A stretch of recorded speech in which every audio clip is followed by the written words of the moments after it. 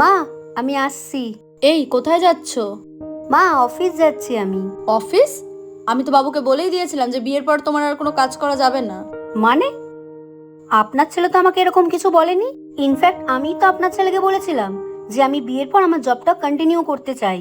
সেটা বাপু তুমি ছেলের সাথেই বুঝে নিও। এটা তো আমার বাড়ি, এখানে আমার নিয়ম মতোই তোমাকে চলতে হবে।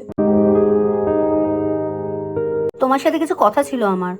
বলো। তুমি তো আমাকে কোনোদিন বলনি যে তোমার বাড়িতে আমার জব করা নিয়ে প্রবলেম আছে।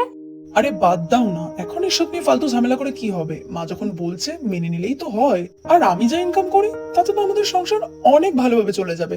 আর তুমি চিন্তা করো না, আমি তোমাকে হাত খরচাও দেবো। হাত খরচা? কে চেয়েছে তোমার থেকে হাত খরচা? একটা মেয়ে চাকরি করে শুধুমাত্র হাত খরচার জন্য নয়, তার নিজেরও কিছু রেসপন্সিবিলিটি আছে তার ফ্যামিলির প্রতি।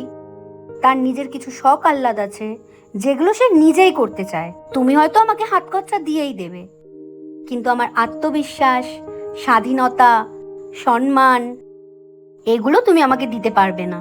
আর এই জিনিসগুলো আমি কারোর থেকে হাত পেতে নিতে চাই না। তাই রইলো তোমার হাত খরচা আর রইলো তোমার সংসার।